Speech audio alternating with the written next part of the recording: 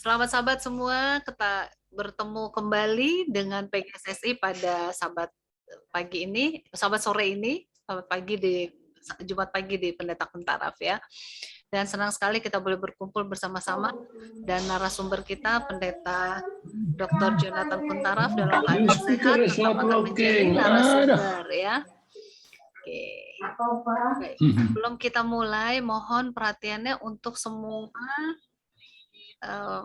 mikrofonnya dalam keadaan mute ya, dalam keadaan mute. Baik, kita akan mulai dengan doa buka yang akan dilayangkan oleh Bapak Lasman Simanjuntak. Ya, betul, Pak Lasman ya. Mari kita bersatu dalam doa. Bapa kami yang bertakhta di kerajaan surga, kembali kami datang ke hadapan Tuhan pada hari Sabat yang suci dan kudus ini.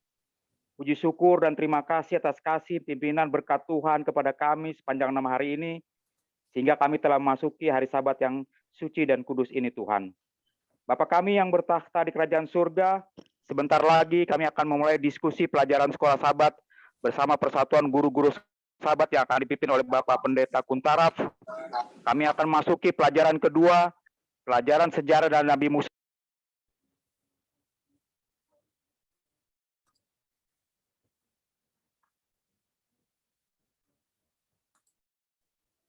Ya, Pak Lasman, maaf di unmute dulu. Baik, bisa. Ya. Okay. Mari kita berdoa. Bapa kami yang bertakhta di kerajaan surga, kembali kami datang ke hadapan Tuhan pada hari Sabat yang suci dan kudus ini. Puji syukur dan terima kasih atas kasih pimpinan berkat Tuhan kepada kami sampai hari Sabat ini Tuhan. Terima kasih atas 6 hari yang telah kami lalui, segala berkat-berkat kudus yang Tuhan berikan kepada kami sepanjang 6 hari ini, baik berkat jasmani, rohani, kesehatan, sehingga kami telah memasuki hari Sabat yang suci dan kudus ini Tuhan. Bapa kami yang bertakhta kerajaan surga, sebentar lagi kami akan memulai pelajaran sekolah Sabat, diskusi pelajaran sekolah Sabat pelajaran kedua mengenai sejarah Nabi Musa yang akan dipimpin oleh Bapak Pendeta Kuntaraf. Berikan akal budi, berikan hikmat ilahi dan roh rendah hati dalam diskusi pelajaran sekolah Sabat bersama Persatuan Guru-Guru Sekolah Sabat seluruh Indonesia ini Tuhan. Biarlah selama diskusi ini berlangsung Tuhan, tidak ada gangguan sinyal, internet maupun alat komunikasi yang kami gunakan, sehingga semua bisa berjalan sesuai dengan rencana dan kehendak Tuhan. Kepadamu Tuhan kami mohon pertolongan ini Tuhan. Terima kasih Tuhan, terpujilah Engkau Tuhan baik di bumi maupun di sorga, terpujilah Engkau Tuhan di atas segala-galanya. Ampuni segala dosa-dosa yang telah kami perbuat selama ini. Di dalam nama Tuhan Yesus Kristus kami persembahkan doa ini. Amin. Amin. Amin. Terima kasih Pak Lasman. Dan sebagaimana biasanya saya akan ingatkan kembali selama Pendeta Jonathan Kuntaraf akan membawakan materinya, mohon posisi mikrofonnya dalam keadaan di mute ya, supaya tidak mengganggu ketika Anda ingin mendengarkan kembali rekaman ini. Demikian juga nanti apabila ingin bertanya boleh tuliskan pertanyaan di kolom chat, dan jika ingin bertanya langsung boleh klik raise hand. Mohon sekali lagi di mute ya. Dan selanjutnya saya akan berikan kesempatan kepada Pendeta Jonathan Kuntaraf untuk memulai pelajaran pada Sabat ini. Shalom saudara-saudara di mana saja berada dan selamat hari Sabat. Kita merasa senang boleh belajar bersama-sama untuk pelajaran yang sangat penting ini ya. Dan dikatakan bahwa kita belajar dari sejarah yang diberikan oleh Musa. Oke. Jadi pelajaran dari Nabi Musa. Kenapa? Oleh beliau yang telah memberikan akan apa yang telah terjadi ya pada masa orang Israel. So, dia ikuti mereka dalam cukup waktu yang banyak. Oke. Pelajaran sejarah siapakah yang jadi pusat? Ya. Kalau kita lihat, sering kita lihat nama Musa selalu disebutkan. Namun sebetulnya peranan yang adalah Yesus sendiri yang menjadi pusat. Ya. Bapa dialah yang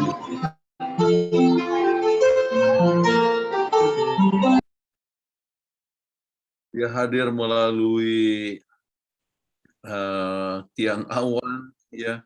Apakah itu adalah di siang hari, kemudian yang malam hari, kemudian beserta dengan mereka, ya. Itu Yesuslah yang menjadi pusat. mengerti tema daripada pelajaran dan mengapa pelajaran ini penting. Tema daripada pelajaran, ingat apa yang Tuhan telah buat di masa lalu dan ada pengharapan untuk masa depan. Ya.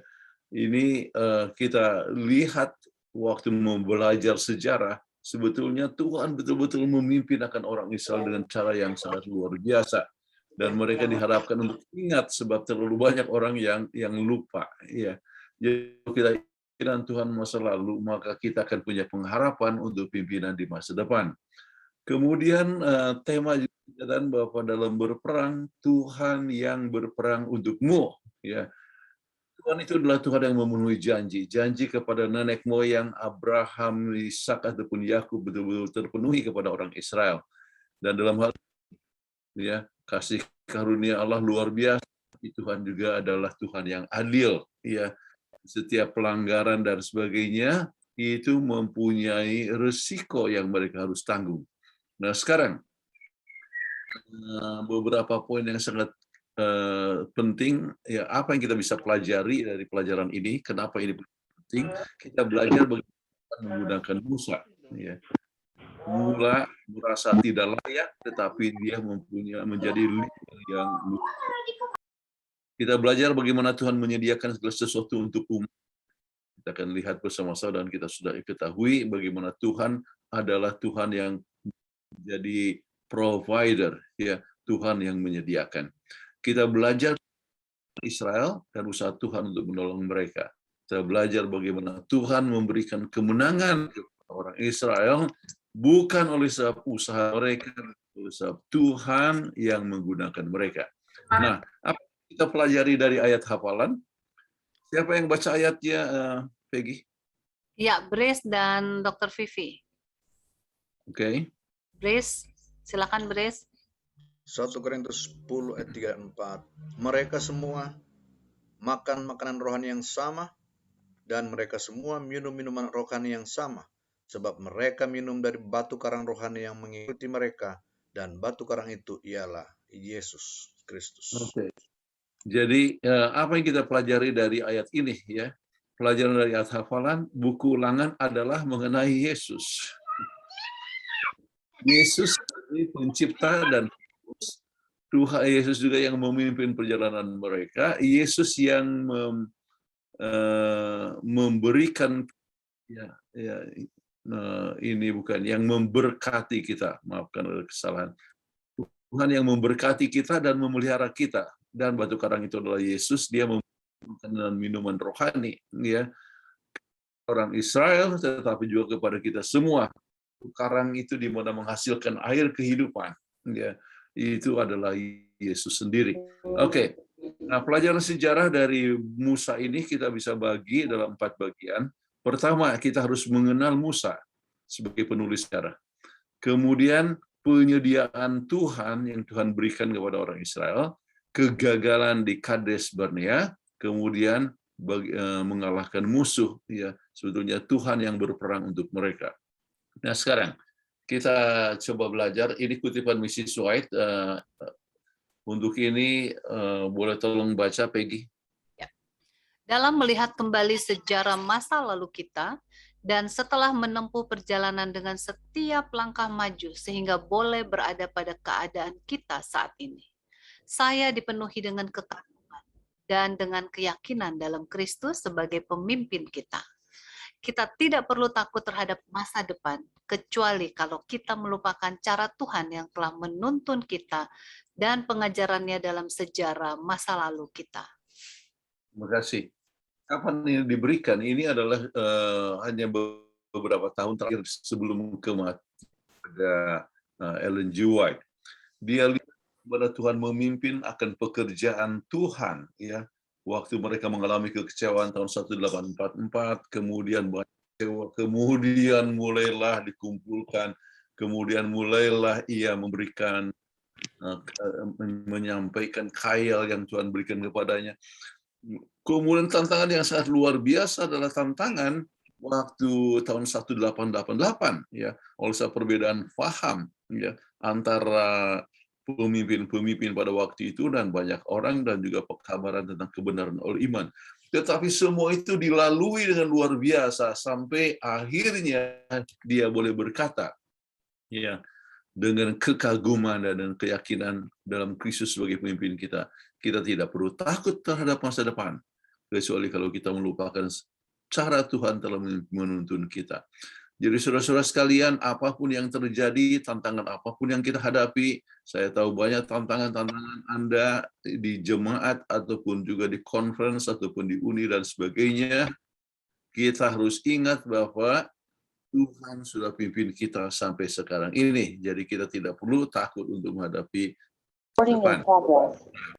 Jadi kata ingat di situ, ya, ingatlah, ya, ingat, ya, itu diingatkan sebab kita sering lupa, ya, sama seperti Israel yang selalu lupa berkat Tuhan, kita juga selalu lupa.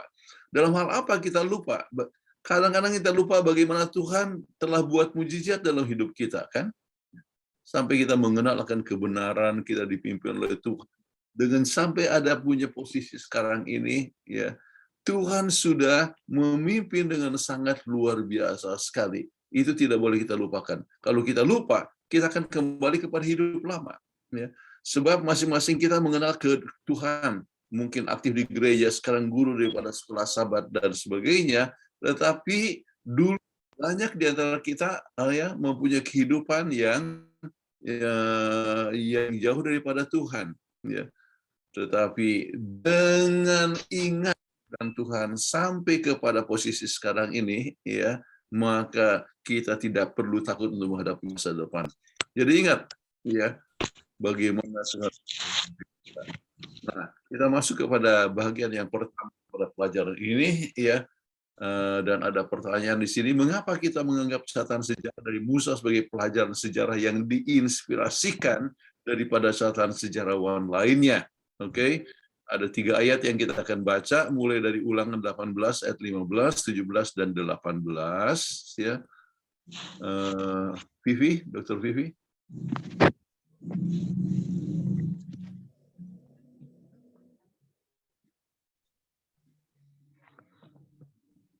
Silakan Dr. Vivi.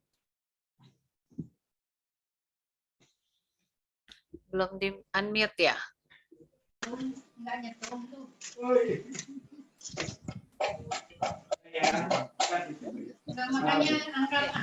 Tolong. Oh. Seorang nabi dari tengah.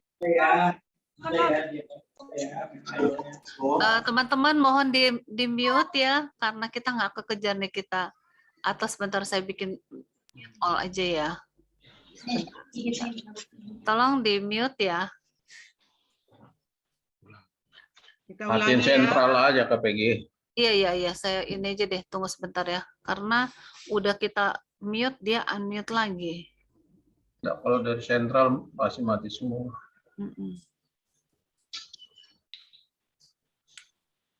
Udah belum? Halo, udah? Kedengaran? Silakan ya, silakan. Oke. Ulangan 18 ayat 15, 17, dan 18. Seorang nabi dari tengah-tengahmu, dari antara saudara-saudaramu, sama seperti aku, akan dibangkitkan bagimu oleh Tuhan Allahmu. Dialah yang harus kamu dengarkan. Lalu berkatalah Tuhan kepadaku, apa yang dikatakan mereka itu baik. Seorang nabi akan kubangkitkan bagi mereka dari antara saudara mereka, seperti engkau ini. Aku akan menaruh firman-Ku dalam mulutnya, dan ia akan mengatakan kepada mereka segala yang kuperintahkan kepadanya. Oke, terima kasih. Kemudian ada 2 ayat yang lain, Amos 3 ayat 7 dan Yesaya 6 ayat 9 dan 10. Nggak percaya. Iya. Siapa ini, Silakan. Bryce? Bryce, silakan Bryce. Oke. Amos 3 Bryce. Amos 3 ayat 7. Sungguh Tuhan Allah tidak berbuat sesuatu tanpa menyatakan keputusannya kepada hamba-hambanya, para nabi. Yesaya 46 ayat 9 dan 10. Ingatlah hal-hal yang dahulu dari sejak purbakala, bahwasanya akulah Allah dan tidak ada yang lain. Akulah Allah dan tidak ada yang seperti aku, yang memberitahukan dari mulanya hal yang kemudian dan dari zaman purbakala apa yang belum terlaksana, yang berkata, keputusanku akan sampai dan segala kehendakku akan kulaksanakan. Terima kasih. Jadi apa keistimewaan daripada Musa dibandingkan dengan sejarawan yang lain?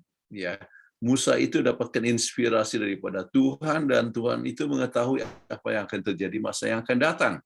Ya, apalagi untuk masa yang lalu dengan sendiri maka penulisan itu dapat lebih akurat sekali.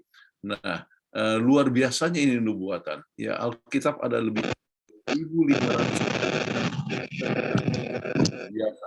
Ya, tetapi ingat juga akan bersyarat. Kenapa?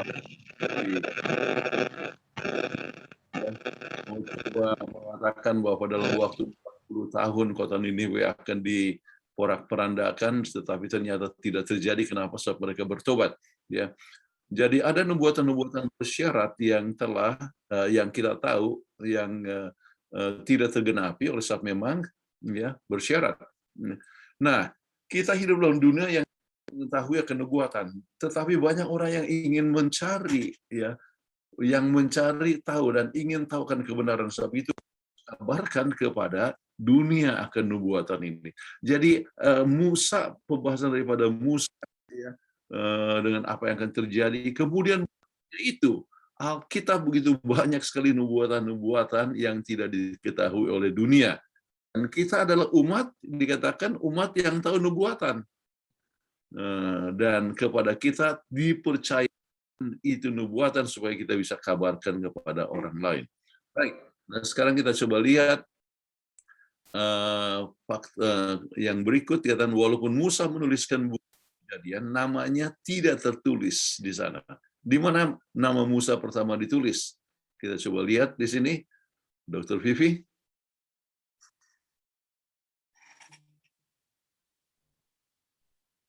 Walaupun Musa yang menulis buku Kejadian, namanya tidak tertulis di sana. Di manakah nama Musa pertama ditulis? Keluaran.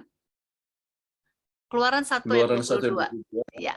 Lalu Firaun memberi perintah kepada seluruh rakyatnya, lemparkanlah segala anak laki-laki yang lahir bagi orang Ibrani ke dalam sungai Nil, tetapi segala anak perempuan biarkanlah hidup. Keluaran 2 ayat 10, ketika anak itu telah besar, dibawanyalah kepada putri Firaun yang mengangkatnya menjadi anaknya dan menamainya Musa, sebab katanya karena aku telah menariknya dari air. Oke. Ini satu perkara yang luar biasa ya. Bagaimana seorang dilahirkan oleh ibunya kemudian ditaruh di sungai ya, dalam keranjang, dan ternyata akhirnya dia yang memelihara anak itu dengan biaya dari istana ya. Ini perkara yang luar biasa. Dan siapa yang memberikan nama kepada Musa? Dikatakan itu adalah putri Firaun ya. Nah, karena aku telah menarik dari air. Saya ingat waktu ambil kelas arkeologi dari Dr. Siegfried Horn, dikatakan bahwa sebetulnya nama Musa itu adalah Musa ya. Musa ya. Musa, sebab itulah arti daripada kata ini, karena aku telah menariknya dari air ya. Musa ya. Dan dalam banyak sekali tulisan-tulisan ataupun Firaun ya di Mesir, banyak sekali ya nama-nama yang mirip-mirip ya, Tutankhamun, Musa dan sebagainya. Oke. Nah, sekarang kita coba peristiwa apakah yang terjadi yang supaya kita dapat lebih mengenal siapa itu Musa ya. Keluaran 2 ayat 11 ayat 12 menyebutkan bagaimana dia orang yang sangat semangat sekali. Dia merasa bahwa dia orang Israel. Kenapa? Ya, oleh sebab dia dididik oleh ibunya ya sendiri. Itulah sebabnya 12 tahun yang pertama daripada kehidupan anak itu sangat penting sekali. Pada waktu itu lah maka ia dibentuk. Oke. Nah, kemudian semangat ya. Dia tidak merasa seperti orang Mesir, ya, tetapi dia sebagai orang Israel. kemudian merasa tidak sanggup untuk diutus oleh Tuhan. Kalau kita lihat Kejadian Keluaran 4 ayat 10 dan sampai 18, dia selalu menolak, ya, menolak biarlah orang lain yang dikirim dan sebagainya, ya. Dan dia merasa tidak layak untuk melakukan pekerjaan ini. Tetapi apa yang terjadi, ya, akhirnya dia siap juga untuk berangkat. Dan satu sifat yang luar biasa kita lihat di dalam Keluaran 32 ayat 30 sampai 32, ya. Siapa yang baca ini? Bryce? Iya, Bryce dan Dr. Vivi bisa unmute sendiri. Sorry, kita tadi mati lampu. Ya, mental ya. Oke, silakan Bryce. Kalau belum siap, biar Dr. Vivi. Keluaran Ya, silakan. Ya, silakan. Keluaran 32 ya. Keesokan harinya berkatalah Musa kepada bangsa itu, kamu ini telah berbuat dosa besar, tetapi sekarang aku akan naik menghadap Tuhan. Mungkin aku akan mengadakan pendamaian karena dosamu itu. Lalu kembalilah Musa menghadap Tuhan dan berkata, bangsa ini telah berbuat dosa besar, sebab mereka telah membuat Allah emas bagi mereka. Tetapi sekarang kiranya engkau mengampuni dosa mereka itu, dan jika tidak, hapuskanlah kiranya namaku dari dalam kitab yang telah kau tulis. Ini satu hal yang sangat luar biasa, ya. Dia adalah seorang pemimpin yang baik, ya. Dan apa yang kita pelajari daripada pengalaman ini, ya. Maafkan ini, jadi oke. Ia adalah pemimpin yang siap untuk berkorban. Daripada orang Israel itu dihukum, biarlah saya punya nama dicabut daripada buku kehidupan. Luar biasa sekali. A great leader, ya, pemimpin yang besar. Ya. Dan kita harus tanya bagaimana dengan Anda dan saya. Setiap kita pemimpin, bukan apakah itu di sekolah sahabat, paling sedikit di rumah tangga, ya, kita punya tanggung jawab. Apakah kita adalah seorang yang siap untuk berkorban? Ya, kita siap untuk membela akan kewibawaan, tetapi bukan berarti tidak mengakui akan kesalahan. Ya, sebab dikatakan orang Israel telah berbuat dosa, diakui, ya, diakui akan dosa tersebut. Ya. Jadi pertanyaannya, apakah seperti Musa kita dapat mencintai yang berontak? Ya. Mencintai keluarga saya, ya, semua kita cinta keluarga, mencintai akan teman yang baik-baik, ya, itu adalah hal yang biasa, ya. Kemudian mencintai, ya, family, ya, itu adalah hal yang biasa. Tetapi mencintai yang berontak, yang mencintai orang yang kritik kita, mencintai orang-orang jahat dan mencoba, itulah karakter atau ujian karakter yang luar biasa. Dan itulah yang dialami oleh Musa. Dia siap membela akan bangsa yang memberontak, yang sekalipun. Luar biasa sekali. Oke. Nah, fakta penting apa yang ditunjukkan oleh Musa, mengulangi pelajaran sejarah yang diinspirasikan dalam Ulangan pada bulan 11 tahun ke-40. Oke. Baik, kita coba lihat siapa yang baca. Vivi, bilangan 14, 33 sampai 34.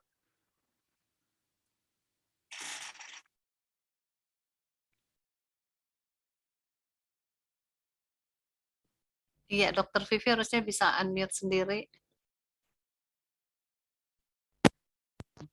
Iya, baik. Bilangan 14 ayat 33-34. Ya. Dan anak-anakmu akan mengembara sebagai pengembala di padang gurun 40 tahun lamanya, dan akan menanggung akibat ketidaksetiaan sampai bangkai-bangkaimu habis di padang gurun, sesuai dengan jumlah hari yang kamu mengintai negeri itu, yakni 40 hari, 1 hari dihitung 1 tahun. Jadi 40 tahun lamanya kamu harus menanggung akibat kesalahanmu, supaya kamu tahu rasanya jika aku berbalik daripadamu. Oke, jadi inilah kenapa itu diberikan pada bulan ke-11 tahun ke-40, sebab masa itu sudah lewat. Oke, jadi ini sekarang Musa ini berbicara tentang sejarah, ya, yang telah terjadi pada waktu itu. mengulangi akan banyak hal ya. Jadi memang oleh sebab pelanggaran mereka maka mereka harus mengalami. Nah sekarang pertanyaannya, bagaimana kita dapat belajar untuk percaya kepada Tuhan yang akan memenuhi janji-janjinya pada waktu yang ditentukannya? Janji apa? Janji pemeliharaannya, janji pengharapan, ya, janji damai, ya. Makanya ada satu kutipan ya di dalam Mazmur 34 ya yang mengatakan ya, kecaplah dan lihatlah ya betapa baiknya Tuhan itu ya. Jadi apa maksudnya ya? Kalau kita lihat kecaplah artinya kita harus alami ya. Ya. Kemudian melihat ya. Itu adalah satu janji yang sangat luar biasa ya, yaitu kita harus mengalami akan Tuhan. Itu sama seperti hanya mereka yang berdoa ya melihat kebaikan Tuhan dalam menjawab doa. Hanya mereka yang mengaku dosa ya melihat kebaikan Tuhan di dalam mengampuni dosa. Jadi ini adalah satu hal yang kita lihat janji-janji Tuhan itu luar biasa, tapi kita harus alami. Nah, pelajaran sejarah daripada buku Ulangan ini ya. Jadi di dalam masa ini dalam pelajaran kita ya mulai dari Ulangan 1 sampai kepada Ulangan 3 ayat 29.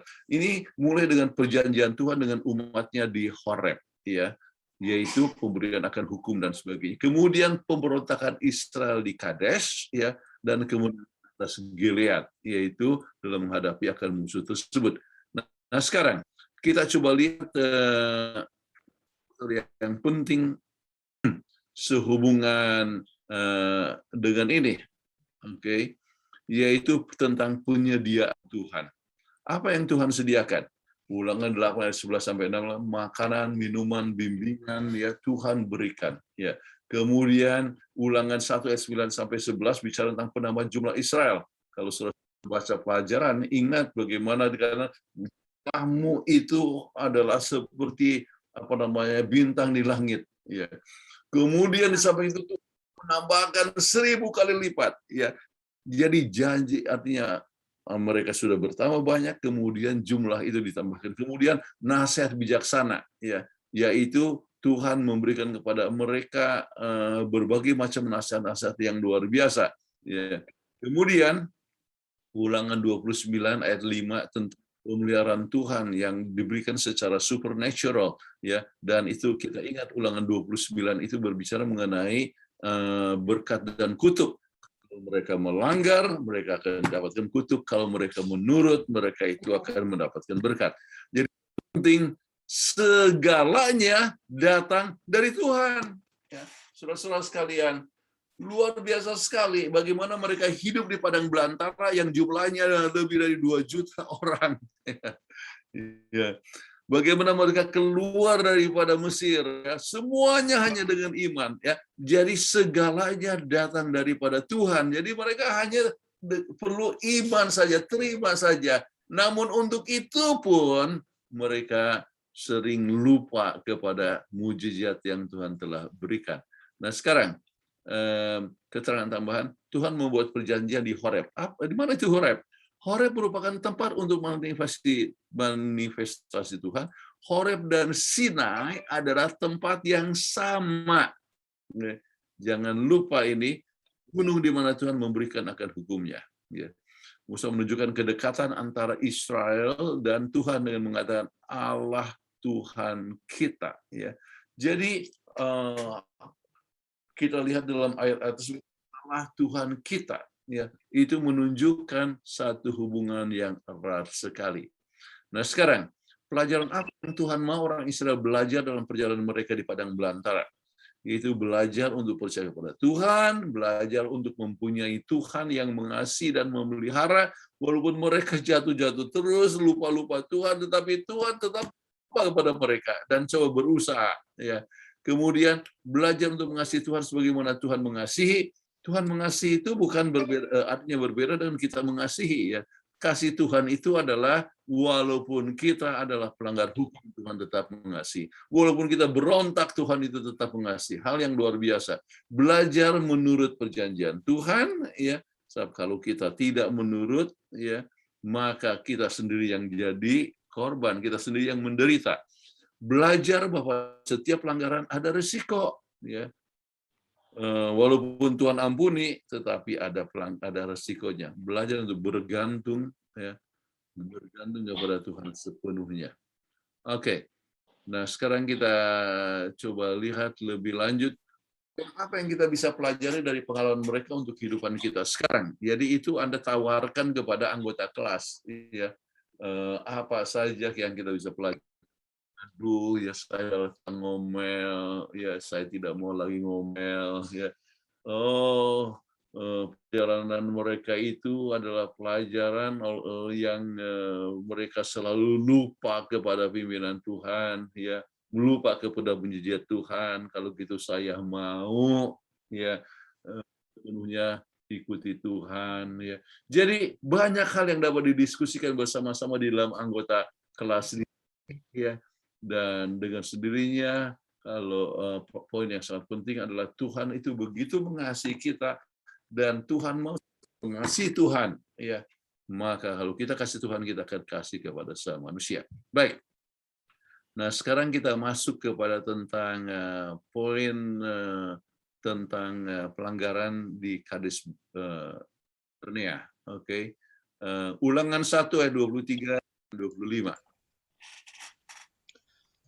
Hal itu kupandang baik, jadi aku milih daripadamu 12 orang, dari tiap-tiap suku seorang. Maka mereka mengambil buah-buahan negeri itu dan membawanya kepada kita. Pula mereka membawa kabar kepada kita, demikian. Negeri yang diberikan Tuhan Allah kita kepada kita itu baik. Ayat 26 Ulangan dan 1:26-27. Tetapi kamu tidak mau berjalan ke sana, kamu menentang titah Tuhan Allahmu. Kamu menggerutu di dalam kemahmu serta berkata, karena Tuhan membenci kita, maka Ia membawa kita keluar dari tanah Mesir untuk menyerahkan kita ke dalam tangan orang Amori, supaya dimusnahkan. Ketika Tuhan mendengar gerutumu itu, Ia menjadi murka dan bersumpah, tidak seorang pun dari orang-orang ini, angkatan yang jahat ini, akan melihat negeri yang baik, yang dengan sumpah kujanjikan untuk memberikannya kepada mereka, kepada nenek moyangmu, kecuali Kaleb bin Yefune. Dialah yang akan melihat negeri itu, dan kepadanya dan kepada anak-anaknya akan kuberikan negeri yang diinjaknya itu, karena dengan sepenuh hati ia mengikuti Tuhan. Oke, terima kasih. Jadi Musa coba mengingatkan apa yang terjadi, yaitu dia mengingatkan sejarah. Ya. Jadi sejarahnya apa? Tuhan sudah memimpin, Tuhan sudah buat banyak sekali mujizat. Ya. Yaitu dari mujizat tersebut mereka sudah dikatakan bahwa negeri ini telah diberikan Tuhan. Ya. Jadi bukan hanya dijanjikan, artinya diharuskan mereka masuk ke sana, tetapi karena negeri ini sudah diberikan Tuhan, ya. Tetapi, ya, walaupun sudah diberikan, tetapi mereka tidak bisa menerimanya. Kenapa? Oleh sebab mereka tidak percaya. Saudara-saudara, ini mengingatkan kita keselamatan. Pengampunan Tuhan itu sudah berikan kepada kita kalau kita mengaku dosa kita, oke. Tetapi sering kita sudah diberikan, tetapi kita tidak minta ampun. Ataupun kita janji-janji Tuhan yang luar biasa, Tuhan sudah diberikan, tetapi Tuhan sudah berikan, tetapi kita tidak dapat menikmati akan janji tersebut. Kita tidak percaya, tidak mau menerimanya. Ini satu hal yang sangat penting sekali untuk dilihat, ya. Dan mereka justru menggerutu, ya, kemudian coba yang berontak. Oke. Nah, sekarang mengapakah Yosua dan Kaleb diizinkan masuk ke tanah perjanjian sementara semua orang dewasa yang hadir dalam masa pemberontakan di Kades Barnea mati di padang belantara? Kita tahu kisahnya. Ini Dr. Vivi boleh tolong baca. Ulangan 14 ayat 6-9. Tetapi Yosua bin Nun dan Kaleb bin Yefun, yang termasuk orang-orang yang telah mengintai negeri itu, mengoyakkan pakaiannya dan berkata kepada segenap umat Israel, negeri yang kami lalui untuk diintai itu adalah luar biasa baiknya. Jika Tuhan berkenan kepada kita, maka Ia akan membawa kita masuk ke negeri itu dan akan memberikannya kepada kita, suatu negeri yang berlimpah-limpah susu dan madunya. Hanya janganlah memberontak kepada Tuhan dan janganlah takut kepada bangsa negeri itu, sebab mereka akan kita telan habis. Yang melindungi mereka sudah meninggalkan mereka, sedang Tuhan menyertai kita. Janganlah takut kepada mereka. Terima kasih. Jadi ini Yosua dengan Caleb sangat optimis. Jangan takut, Tuhan akan memberikan kepada kita apa? Kemenangan. Ya, jangan memberontak. Ayo maju. Tetapi 10 yang kata, wow, memang tanahnya luar biasa, tapi ada banyak raksasa di sana. Ya, jadi mereka takut dan bahkan mereka mau coba membunuh akan Yosua dengan Caleb. Jadi kita lihat antara kelompok optimis dengan pesimis, yang positif dengan negatif. Ya, saudara mengetahui bahwa ini berada di mana-mana. Ya, di jemaat atau di sekolah. Kalau Anda mau coba memajukan sekolah, apa yang terjadi? Mana orang perhatikan lagi, ya. Memperhatikan akan sekolah ini namanya sekolah Tuhan, tetapi orang-orang tidak mendukung. Kemudian susah, banyak sekolah gratis, ya. Jadi banyak sekali orang yang memandang negatif, ya. Kemudian apa sih salahnya, ya, sekolah di sekolah umum, ya, dan sebagainya. Jadi sering kita tidak mendukung akan pendidikan Kristen, kita sendiri bersifat negatif, ya. Lupa sebetulnya, ya, kalau Tuhan memberikan perintah, Tuhan itu memberikan janji bahwa itu akan dapat sesuatu hal yang dipenuhi. Saudara-saudara sekalian, ya, semua dalam segala keadaan, oke, mau bikin KKR, selalu ada yang katakan, mana orang tertarik lagi, ya, dengan sekarang ini. Tidak, orang tidak perlulah bikin KKR lagi, orang tidak tertarik. Tetapi kalau kita bikin KKR, ya betul-betul kita dapatkan jiwa juga, ya. Jadi kalau mereka katakan tidak mungkin, ya, mereka benar, ya. Tidak mungkin. Kenapa mereka itu benar? Oleh sebab kalau mereka katakan tidak benar, ya, maka mereka tidak bisa nikmati akan berkat itu. Mereka tidak berusaha. Jadi tidak mungkin memang tidak. Tetapi mereka yang positif, pasti Tuhan akan berkati kita. Saudara-saudara sekalian, kita harus berjalan sesuai dengan rencana Tuhan. Dan kalau Tuhan sudah menjanjikan, Tuhan memberikan kuasa supaya janji itu dapat terpenuhi. Baik. Sekarang kita coba lihat di sini, ya. Keluaran 1 ayat 20 menunjukkan kawasan terus sudah diberikan Tuhan kepada Israel. Ya, kita sudah kuberikan kepadamu. Musa mengingatkan, ya, bahwa walaupun Tuhan sudah memberikan semangat, ya, jaminan bahwa Tuhan akan berperang untuk mereka seperti yang Dia buat di Mesir, ya, ini ayat-ayatnya. Umat Israel tetap meragukan, takut dan menolak untuk mengambil resiko, ya. Jadi itulah yang menyebabkan kejatuhan. Dan 2 kesalahan orang Israel. Pertama, mereka takut saat menerima penduduknya, mendengar penduduknya seperti raksasa. Kemudian sesudah dengar bahwa Tuhan itu begitu marah, ya, mereka akan dihukum, maka mereka mau pergi sendiri tanpa Tuhan. Akibatnya mereka harus menderita untuk 40 tahun. Saudara-saudara sekalian, ya. Jadi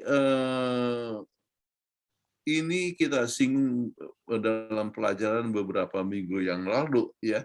Jadi dosa mereka bukan hanya tidak percaya, tetapi sesudah tahu Tuhan, maka sekarang mereka mau pergi dengan kuasa mereka sendiri tanpa Tuhan, dan mereka gagal. Musa mengingatkan agar mereka belajar daripada kesalahan.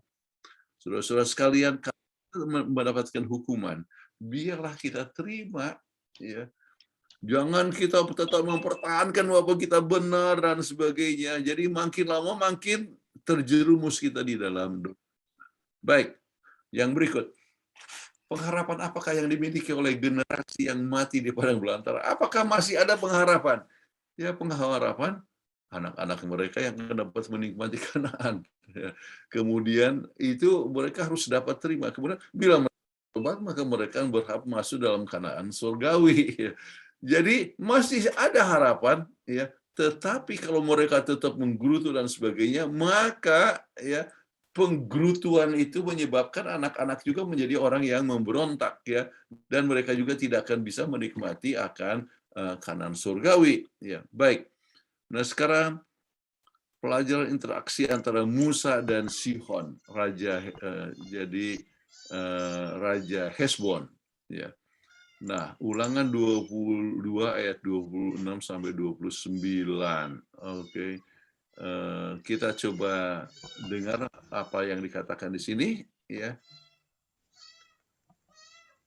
Kemudian aku menyuruh utusan dari padang gurun Kedemot kepada Sihon, Raja Hesibon, menyampaikan pesan perdamaian. Bunyinya, izinkanlah aku berjalan melalui negerimu. Aku akan tetap berjalan mengikuti jalan raya, dengan tidak menyimpang ke kanan atau ke kiri. Jualah makanan kepadaku dengan bayaran uang, supaya aku dapat makan, dan berikanlah air kepadaku ganti uang, supaya aku dapat minum. Hanya izinkanlah aku lewat dengan berjalan kaki, seperti yang diperbuat kepadaku oleh Bani Esau yang diam di Seir dan oleh orang Moab yang diam di Ar, sampai aku menyeberangi sungai Yordan, pergi ke negeri yang diberikan kepada kami oleh Tuhan Allah kami.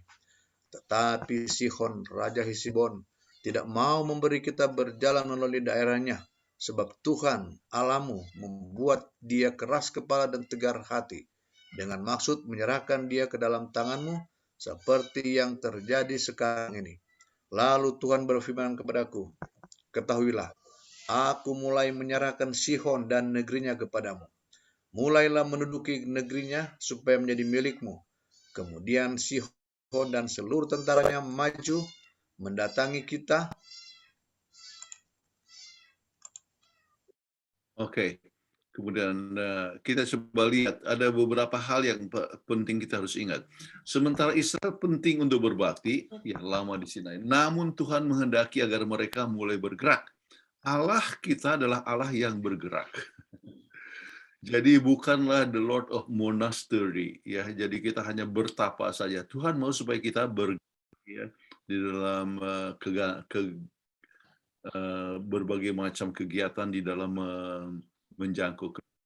Allah menghendaki agar Israel pergi dan menguasai akan tanah perjanjian yang telah diberikan kepada Abraham, Ishak dan Yakub, ya. Sebab disebut Tuhan Allah Tuhan Allah nenek moyangmu, ya. Kenapa disebutkan demikian? Oleh sebab itu tanah itu adalah perjanjian yang diberikan kepada orang-orang Israel, ya. Nah, mereka sudah seperti bintang di langit, dengan demikian memenuhi kegenapan nubuatan, ya, dan bahkan akan bertambah 1000 kali lipat. Mereka semula tidak mengalahkan, hanya keliling beredar-edar. Pada akhir generasi pemberontak baru mereka mengalahkan bangsa-bangsa sekitar tersebut, bahwa Tuhan itu akan memimpin mereka.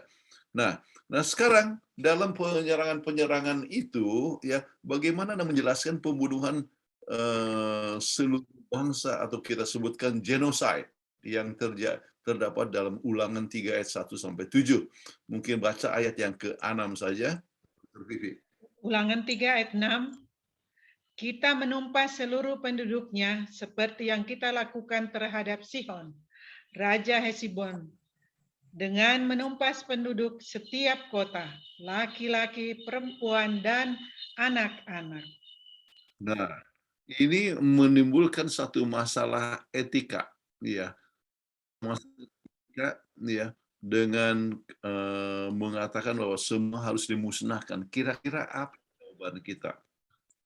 Ada beberapa poin, sebab ini kan sering didebatkan. Katakan anak-anak pun harus dibunuh, ya. Yang pertama, Tuhan yang memberikan tanah. Tuhan sebagai pemilik, prinsip ini diulangi berulang.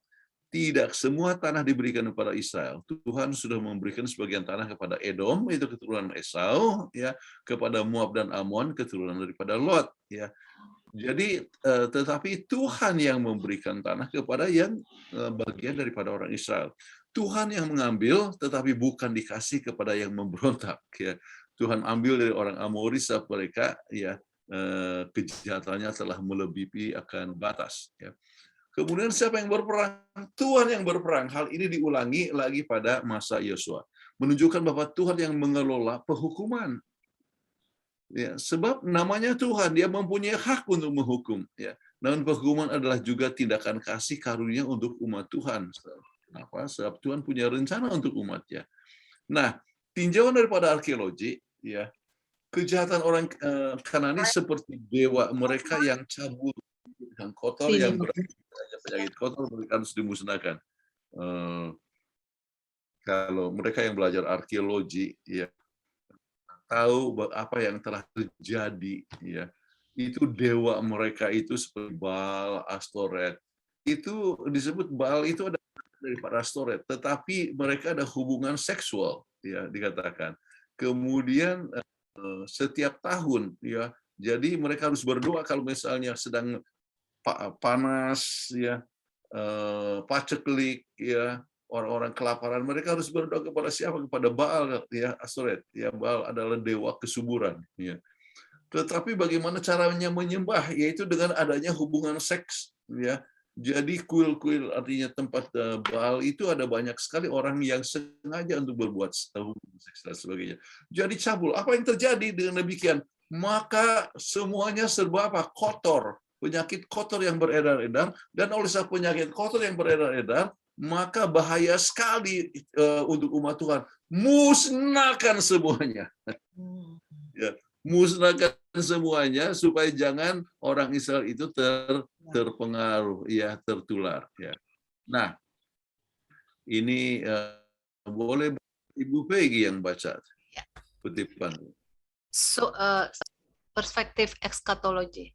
Suara Tuhan terdengar memintanya untuk tidak mengharapkan kepemilikan langsung atas tanah perjanjian dan menunjuk ke depan pada penderitaan anak cucunya sebelum pembentukan mereka di Kanaan. Rencana penebusan di sini terbuka baginya dalam kematian Kristus, pengorbanan besar, dan kedatangannya dalam kemuliaan. Abraham juga melihat bumi dikembalikan ke keindahan Edennya untuk diberikan kepadanya sebagai milik yang kekal, sebagai penggenapan janji yang terakhir dan lengkap. Sehubungan dengan kegenapan janji, ya, itu janji dari keturunan Abraham akan semua segala bangsa menjadi berkat, ya, termasuk juga melalui juru selamat. Oke. Nah, bagaimana ajaran Yesus di bukit menyediakan gambaran jelas mengenai Allah yang penuh kemurahan kepada memberontak. Kita ingat bagaimana mereka harus mengasihi termasuk musuh-musuh mereka. Jadi, nah sekarang aplikasi yang sangat penting. Bila Anda melihat ke belakang sejarah kehidupan Anda, masa lalu, bagaimanakah pengalaman, ya, bagikan pengalaman bagaimana Anda merasakan Tuhan telah memimpin Anda. Coba, ya, belakang ke belakang 30-40, saya ingat bagaimana saya sendiri tidak tahu akan apa yang akan terjadi dengan hidup saya. Kenapa? Ya, oleh sebab saya kerja keras dan sebagainya, harus jual buku dan sebagainya. Apa kira-kira saya akan bisa sekolah? Ya. Tetapi Tuhan buka jalan. Ya. Jadi masing-masing kita akan punya pengalaman. Ya. Coba bagikan, ya, bagaimana Tuhan telah memimpin kita. Ya. Secara ajaib, ya, saya bisa dapatkan sponsor yang membiayai saya, ya, ke belajar di Andrews University, seorang yang pernah saya ketemu ataupun kenal sebelumnya. Ini satu hal, ya, ceritanya mungkin lain kali atau mungkin ada yang sudah dengar, ya. Bagaimana Tuhan secara ajaib menjawab doa, ya, pengalaman masing-masing kita. Bagaimana pengalaman itu membuat Anda untuk percaya kepada Tuhan tanpa merasa khawatir. Wah, ya, melihat pengalaman ini, maka tidak perlu menghadapi masa depan. Ya, bagaimana, ya, misalnya saya di Kupang dulu, ya ada Kupang di sini untuk bangun gereja, wah anggota kita kan sangat miskin dan sebagainya di sana. Bahkan kadang-kadang kalau kita melawan kita harus bawa makanan ya untuk keluarga-keluarga tertentu. Ya. Kadang-kadang mereka tidak ke gereja, kenapa? Dikatakan oleh sakit, tidak ada obat. Ya. Jadi muda yang gaji kecil ikut membantu untuk memberikan makan ataupun obat buat mereka. Jadi sekalian, tetapi dari Kupang ya kita coba lihat, kita bisa membangun gereja pada waktu itu, kemudian bisa membangun sekolah gereja secara ajaib sekali ya. Jadi kita harus percaya tanpa khawatir, oke. Lihat pimpinan Tuhan kepada orang Israel, Tuhan juga pemimpin kita. Masing-masing kita menghadapi tantangan hidup dalam perjalanan ke keadaan surgawi. Bagaimana kita menanggapi janji Tuhan yang mengatakan, aku akan berperang untukmu. Saudara-saudara sekalian, dalam penarikan jiwa, jangan takut. Pokoknya kita sampaikan Tuhan yang akan bekerja. Ya, dalam berbagai macam program-program, apakah pembangunan sekolah atau pembangunan gereja, ataupun juga mau bikin proyek penarikan jiwa, ataupun mungkin KKR, atau apa saja. Ingatlah, Tuhan itu berikan janjinya kepada kita. Oke. Question and answer. Ya, terima kasih Pendeta Kuntaraf sudah membawakan pelajaran yang begitu baik dan penting untuk kita diskusikan pada besok pagi di jemaat kita masing-masing. Pendeta mau minum air dulu sambil Pendeta Kuntaraf beristirahat sejenak, minum air. Mungkin ada poster dari Daniel.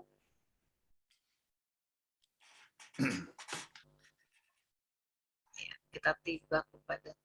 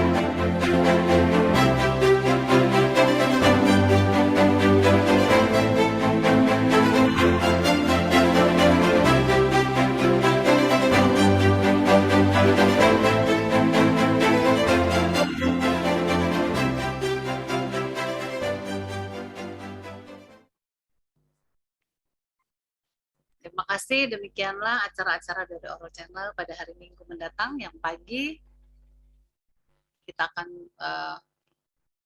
mendengarkan lagu-lagu pujian yang akan disampaikan dan dari beberapa penyanyi, dan sore harinya seperti biasa Pendeta Kuntaraf pelajaran Alkitab berbahasa Inggris. Nah, baik di kolom chat sudah banyak yang bertanya Pendeta, dan yang raise hand belum ada. Ya, baru satu Foxy yang resen ya. Oke, baik, saya akan bacakan pertanyaan yang pertama dari Bapak Teddy Surya Atmaja. Selamat sahabat Pak Teddy, masih bersama-sama kami ya.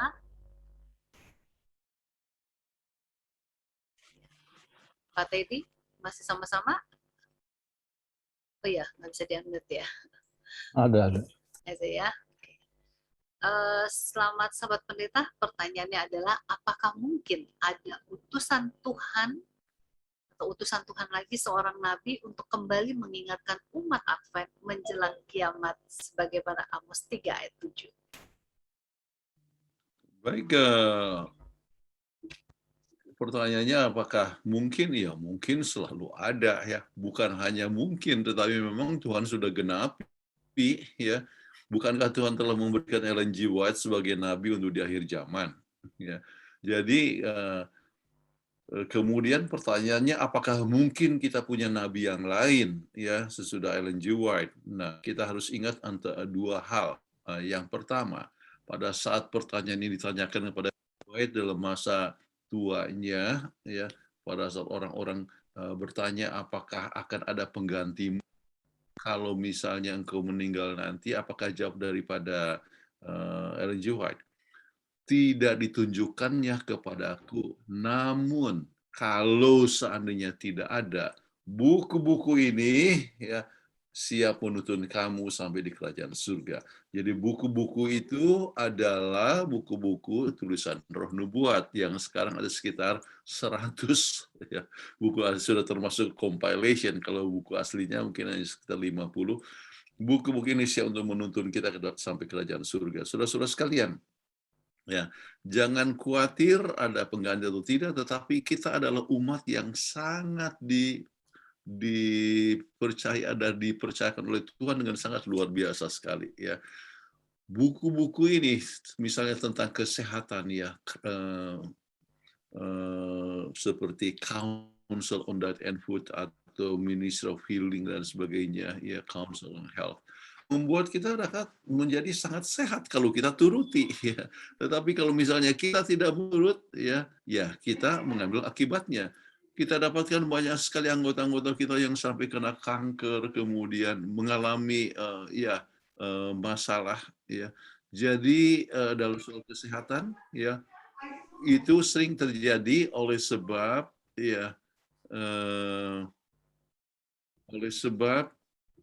tidak menurut akan hukum kesehatan. Ya. Jadi kita dituntun dari segi kesehatan, soal ekonomi, soal pendidikan. Tuhan sudah tuntun dengan nabinya sekarang ini melalui buku-bukunya. Ya.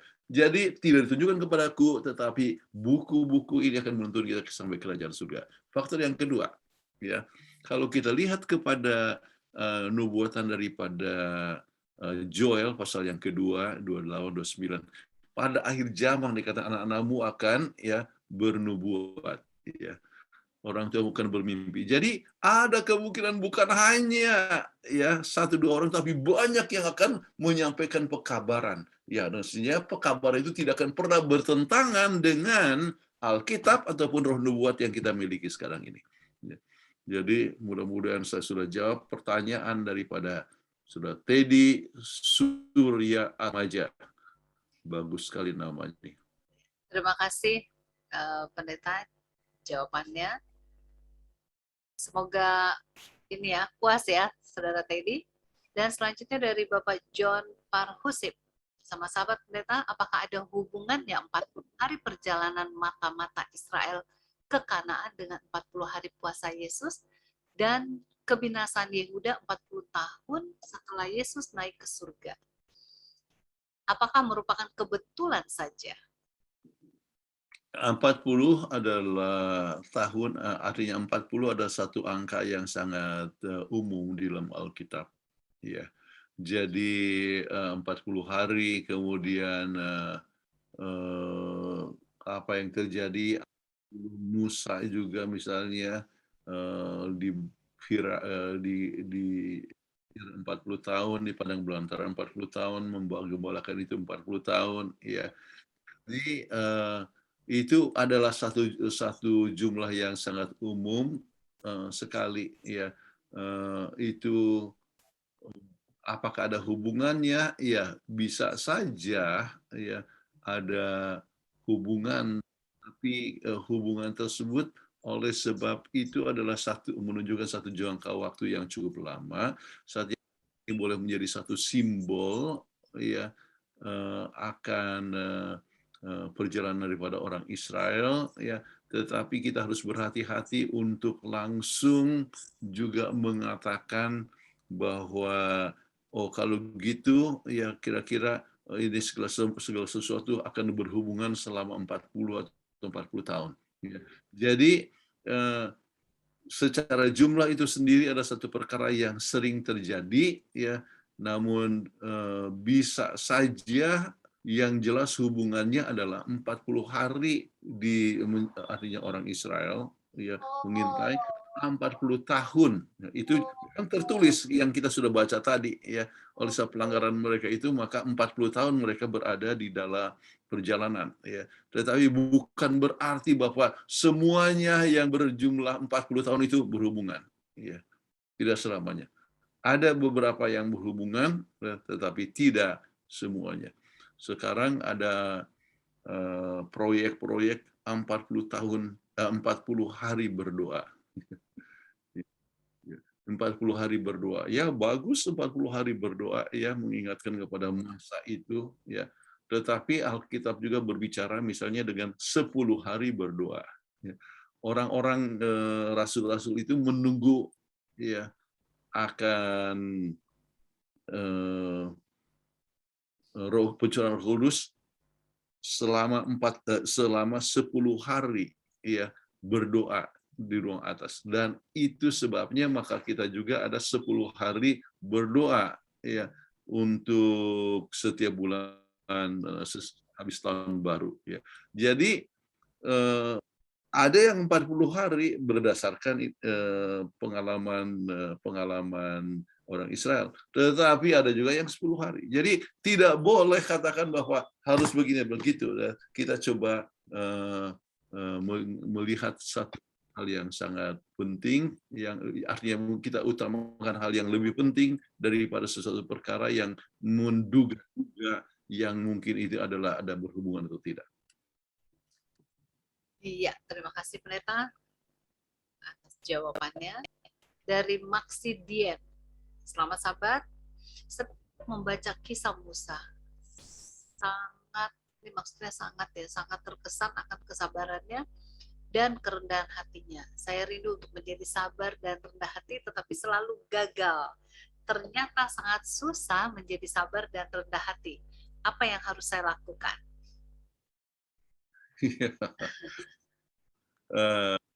Kesabaran itu adalah satu perkara yang harus diperkembang. Oke. Jadi bagi apa yang harus dilakukan ya, maka ya pertama ya kita harus banyak berdoa ya. Sesudah berdoa ya, kemudian kita harus ingat hal-hal yang dapat menyebabkan kita tidak sabar ya. Apa hal yang kita tidak bisa yang menyebabkan kita tidak sabar? Pola hidup. Oke. Orang yang kurang tidur cenderung untuk tidak sabar. Orang yang kurang tidur gampang untuk marah. Oke. Kemudian kalau gitu pola hidup kita, makanan ya. Makanan sayuran, buah-buahan dan biji-bijian itu lebih menyebabkan orang sabar ya. Tetapi jangan katakan harus selalu sabar. Sebab saya tahu ada orang juga yang vegetarian, yang pemarah ya, makanya disebut angry vegetarian. Kenapa disebut angry vegetarian? Dia mungkin vegetarian, tetapi ya dia tidak, tetapi selalu kurang tidur. Ya. Jadi harus lihat secara keseluruhan. Faktor yang ketiga adalah artinya di samping doa, kemudian kita lihat bagaimana teladan Tuhan. Jadi kalau orang mau marah, coba hitung dulu ya, kemudian 1, 2, 3 ya.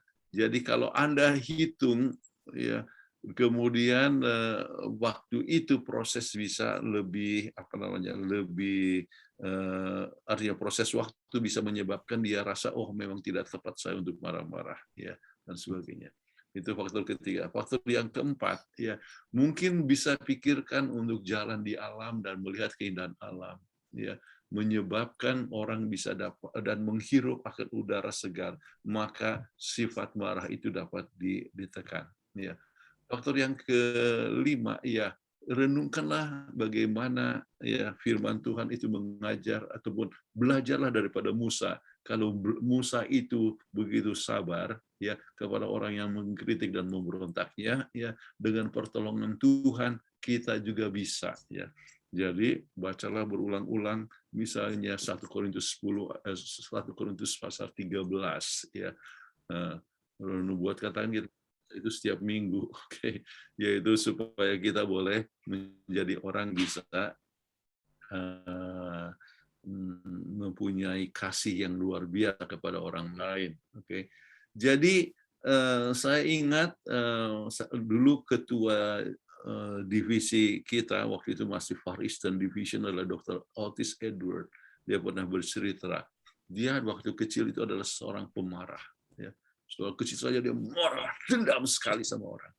Tetapi dia lihat sesudah mengenalkan Tuhan, dia berdoa banyak dan hari demi hari dia makin lama makin mengatasi kelemahannya. Dan dalam hidup saya, salah satu orang yang paling lemah dan sangat sabar adalah siapa? Otis Edward, ya. Pemimpin kami di Timur Jauh dulu. Okay. Jadi ya itu saya rasa saya bisa berikan 5 poin ya supaya Anda bisa lebih sabar. Waduh, lumayan itu 5 poin. Kita bikin satu seminar. Baik, berikutnya dari Bapak Boy Minggolan. Selamat pagi Pendeta Kuntara. Wah, ini tepat sekali. Seberapa besarkah kesalahan Musa di mata Tuhan sehingga dia tidak diizinkan masuk ke tanah Kanaan? Bukankah perbuatan Musa yang baik, kerendahan hati, dan kesabarannya atas bangsa Israel jauh lebih besar dari kesalahannya? Mohon pencerahannya, Pendeta. Iya, masalahnya ya adalah bahwa dia waktu itu bergantung kepada kuasa diri dan dia mempermalukan nama Tuhan ya pada waktu itu ya. Mempermalukan nama Tuhan, tidak bisa menguasai diri. Kemudian faktor yang ketiga yang ditulis oleh Ronald ialah bahwa tindakan itu adalah tindakan yang menjadi simbol ya simbol tentang Kristus. Oke. Jadi Yesus itu tidak perlu harus dipukul 2 kali ya, tetapi 1 kali ya kematian Yesus ya. Jadi Yesus sebagai batu karang ya yang teguh dan dia adalah sumber kehidupan dan dari situ ada keluarnya air kehidupan. Itu tidak perlu harus di-strike, artinya tidak perlu dia harus disalibkan kali, hanya 1 kali saja. Jadi itu secara simbolik. Tetapi kembali ya poin yang sangat penting ialah bahwa pada waktu itu dia telah mempermalukan Tuhan, padahal Tuhan sudah memberikan perintah itu hanya untuk memukul 1 kali, tapi kemarahan ya, yes, 1 kali saja kemarahan, tetapi itu adalah satu perkara yang menyebabkan ya ia tidak bisa masuk, yang satu hal yang dia rindukan. Namun jalan Tuhan adalah satu jalan yang terbaik. Dia rindu untuk melihat untuk masuk ke Kanaan, tetapi Tuhan punya rencana yang lebih baik, yaitu dia langsung masuk di dalam Kanaan surga. Sebab kita tahu apa yang terjadi, saudara-saudara, ya dia mati langsung dibangkitkan dan naik ke surga. Itu kan jauh lebih bagus di Kanaan, ya, duniawi. Jadi Tuhan punya rencana yang lebih bagus daripada rencana Musa. Amin. Terima kasih, Pendeta. Selanjutnya saya akan panggilkan yang raise hand. Ada Foxy Gerungan dari Bitung. Silakan Foxy. Foxy ya.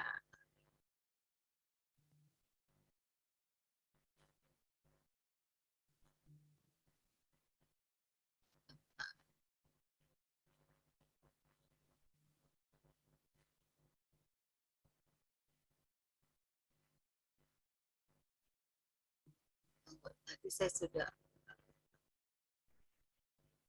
bisa di-unmute ya. Oke. Ya, silakan. Selamat malam Pendeta. Selamat sahabat Indonesia. Ya. Apa kabar di Bitung, Sulut? Oh, kenapa di-mute lagi? Oke, sudah? Ya, Silakan.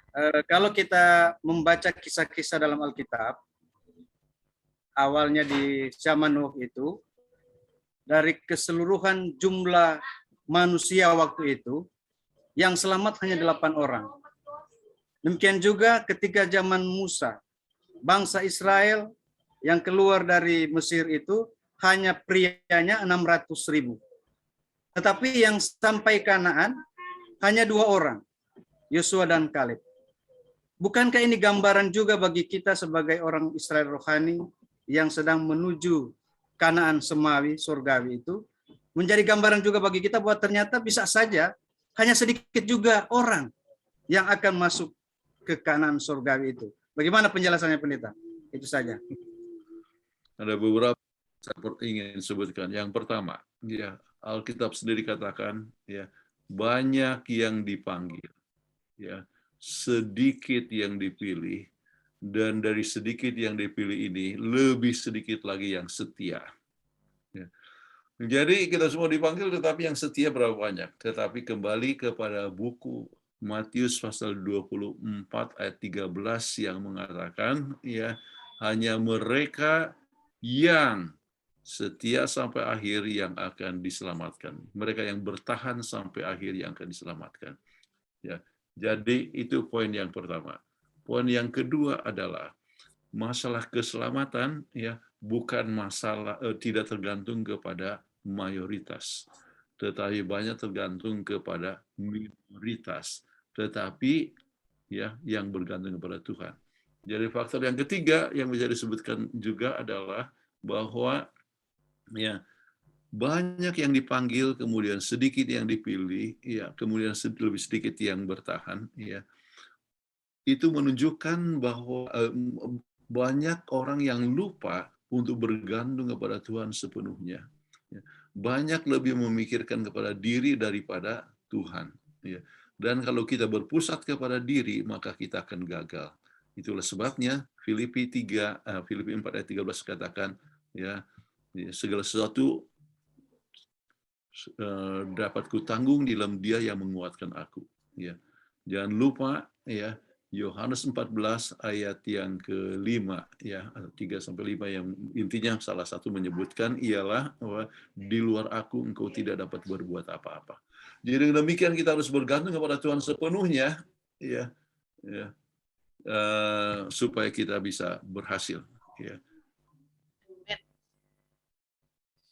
Baik, kita lanjut kepada penanya berikutnya. Sebelum saya lupa, kebetulan ada sedang kerja di rumah ini, bersihkan rumah. Apakah kedengaran ke situ? Sedikit. Sedikit. Terlalu. Oke. Saya bisa mereka supaya bikin pelan.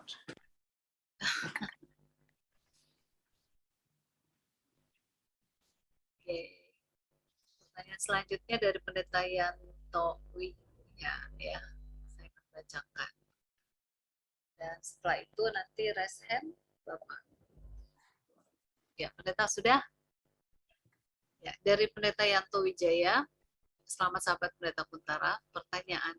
Bila di sebuah kelas, misal murid ada 30 orang, waktu ujian akhir yang dapat nilai hanya 2 yang lulus dan dapat nilai bagus. Pertanyaan, siapa yang gagal, murid atau guru? Bagaimana dengan bangsa Israel yang keluar dari Mesir? Dalam kurung 2 juta orang kira-kira jumlahnya. Waktu masuk ke tanah Kanaan, hanya 2 orang Israel yang masuk. Pertanyaan, Israel yang gagal atau Musa? Bagaimana korelasinya dengan ayat Alkitab banyak yang terpanggil, sedikit yang terpilih? Oke, ini ayat ini kita barusan saja baca, ya sebutkan. Oke, nah, sekarang sebelum saya lupa, jangan lupa bahwa yang masuk bukan hanya 2 orang. Ya, yang anak-anak itu umumnya yang tidak masuk itu adalah yang di atas 20 tahun, ya. Tetapi anak-anak yang lahir di Mesir, mereka sampai juga di Kanaan. Oke, jadi bukan hanya 2 orang, ya. tetapi yang dewasa ya oke, hanya 2, tapi banyak dari anak-anak juga bisa masuk sebab waktu itu mereka sudah umur sekitar 60 tahun ya. Tapi mereka masuk juga. Itu satu poin yang pertama yang saya ingin sebutkan. Yang kedua, ya saya singgung apakah kalau gitu yang salah Musa ya. Permasalahannya ialah ya mereka bukannya ini bukan berbeda dengan kasus ujian. Kenapa? Oleh sebab ini masalah percaya atau tidak. Oke. Mereka tidak sempat diuji. Ya. Artinya mereka tidak sempat mencoba ya untuk ujian. Jadi mereka sebelum masuk sudah katakan takut. Oke. Nah, kalau orang ujian itu ada yang coba ujian tetapi gagal. Ya. Tetapi ini tidak sempat, mereka begitu takut sampai tidak sempat untuk mencoba. Padahal Tuhan sudah katakan apa? Ya, tanah ini sudah diberikan kepadamu. Ya. Jadi Tuhan akan berperang. Ya. Mereka takut kenapa? Sebab tidak percaya. Nah, kalau soal percaya, ya itu adalah faktor bergantung kepada Tuhan atau bergantung kepada diri sendiri. Ya. Jadi mereka begitu bergantung kepada diri sendiri dan takut, maka mereka tidak sempat untuk masuk. Ya. Jadi belum diuji, ya sudah menyerah.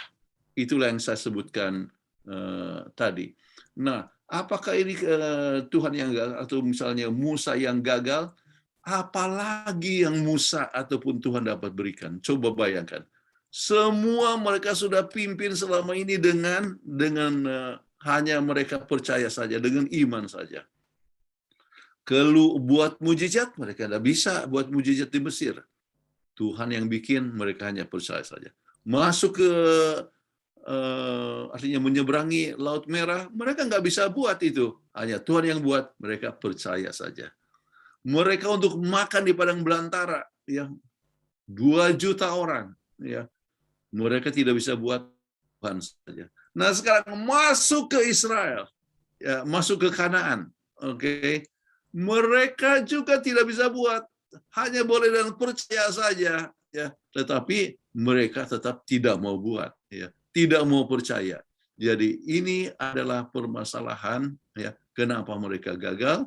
Tapi kembali, ya, masalah kepercayaan, masalah keselamatan tidak tergantung kepada mayoritas atau minoritas. Ya. Lebih sering yang minoritas yang mendapatkan akan keselamatan.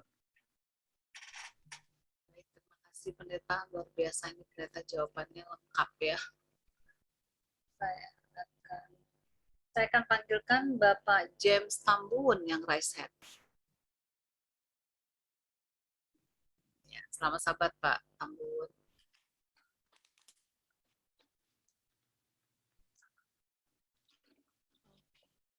Setiap lihat nama Tambuun, saya ingat sahabat saya, John Tambuun. Ya. Orang yang sangat baik. Masih family ya?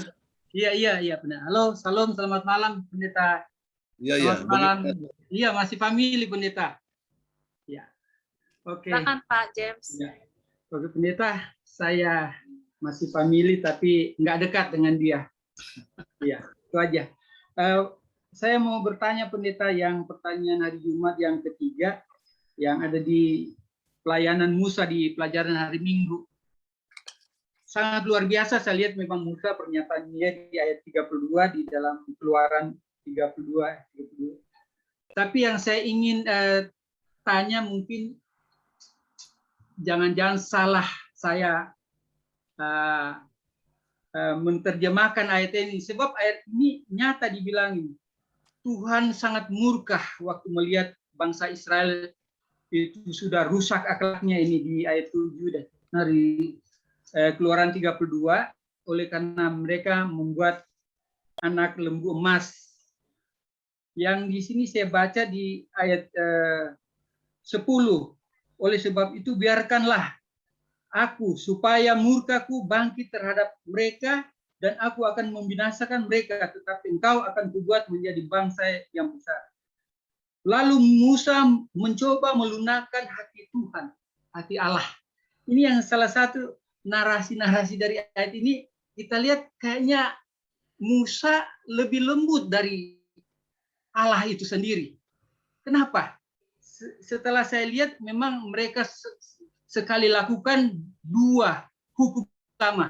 Pertama Allah lain dan membuat patung, menyembah kepada patung. Jadi Musa melakukan negosiasi, tapi yang ayat ini, maka Musa mencoba melunakkan hati Tuhan.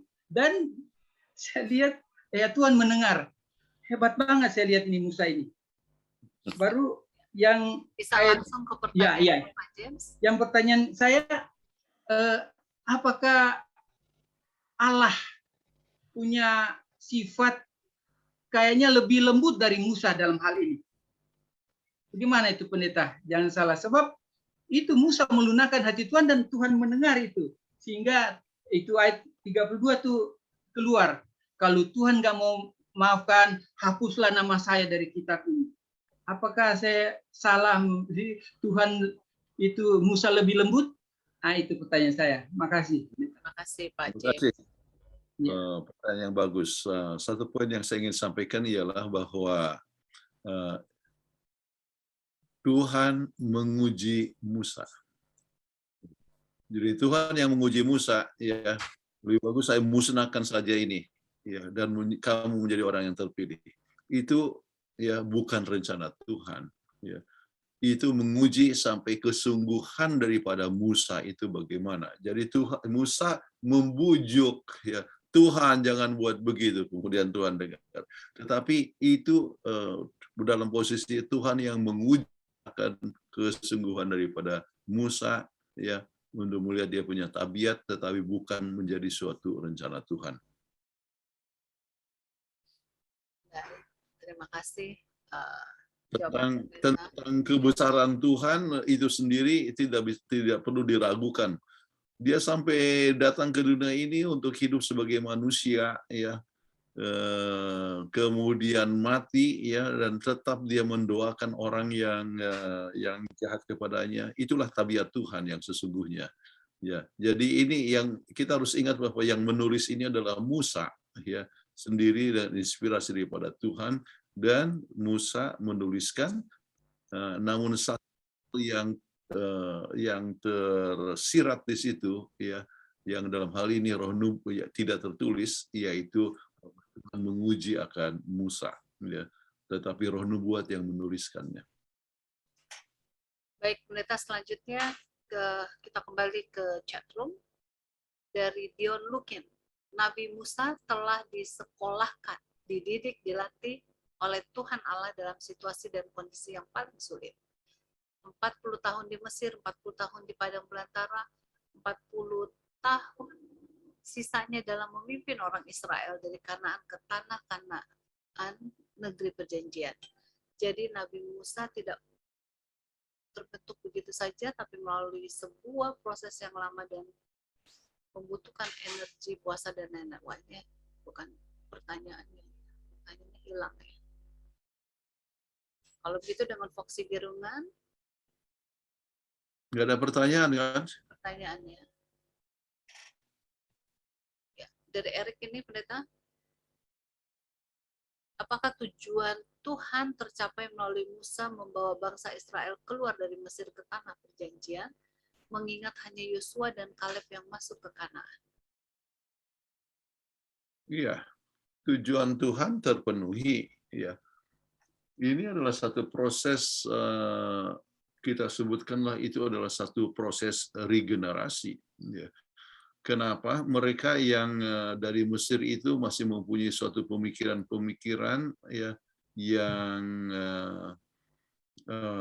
seperti orang Mesir, ya. Jadi Tuhan mau coba didik kepada mereka, dan itu dalam satu proses regenerasi. Umumnya satu generasi itu kan 40 tahun. Oke. Jadi dalam generasi supaya mereka betul-betul kuat untuk di Mesir, untuk bisa tinggal di Kanaan, ya. Namun itu pun gagal oleh sebab kegagalan daripada manusia. Tetapi keadaannya akan lebih buruk kalau seandainya mereka langsung masuk ke Kanaan, ya, dengan sifat-sifat mereka itu. Baik, pendeta dari Jimmy Nelson Simanjuntak. Selamat sahabat pendeta Kuntara.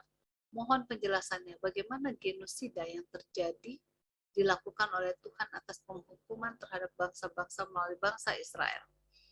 Apakah bayi dan anak-anak yang tidak tahu apa-apa termasuk bagian pemusnahan ini? Oh ya, ya. Semua perempuan, nenek-nenek yang tua dan sebagainya, kakek semuanya dimusnahkan, ya. Itu kenapa saya sudah sebutkan dasarnya oleh sebab kejahatan mereka yang sudah bertumpuk-tumpuk, ya, dan kejahatan itu selama 400 tahun mereka itu diberi kesempatan, tetapi mereka sama sekali tidak menunjukkan akan tanda-tanda pertobatan, makin lama makin jahat dan sebagainya.